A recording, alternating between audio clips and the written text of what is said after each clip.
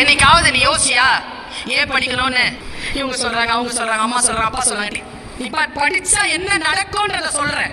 மதுரையில எழுதண்டனை கைதிகளுக்கு ஒரு மோட்டிவேஷன் ப்ரோக்ராம் பண்ணணும்ட்டு என்ன கூப்பிட்டு மோட்டிவேஷனுக்கு மதுரைக்கு கூப்பிடுறாங்க. அந்த ப்ரோக்ராம் ஆரம்பிக்கும் பொழுது மணி 6:45 7:40 நான் கிளம்பி ஆகும். நேரம் 8:30 மணிக்கு எனக்கு ஃபிளைட். வெளியில வரணும். அன்னைக்கு தெற்கு மாட வீதியில விழா.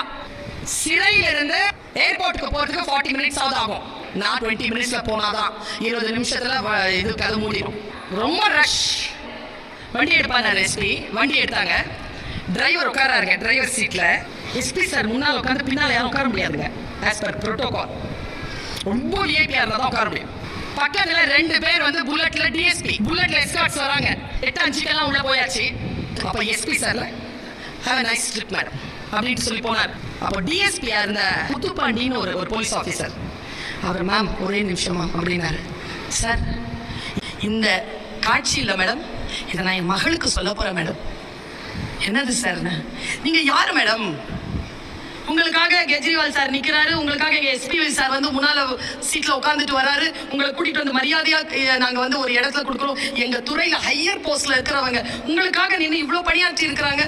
நீங்க யாருன்னு யோசிச்சு பார்த்த மேடம்? நீங்க யாருமே இல்ல மேடம். உங்களுக்காக இல்ல மேடம் இந்த மரியாதை. நீங்க படிச்ச படிப்புக்கு தான் மேடம் இந்த மரியாதை. படிச்சவங்க குழந்தைகளை அங்க மிஸ் பண்ணிட்டேன்னு வச்சுக்கேன்.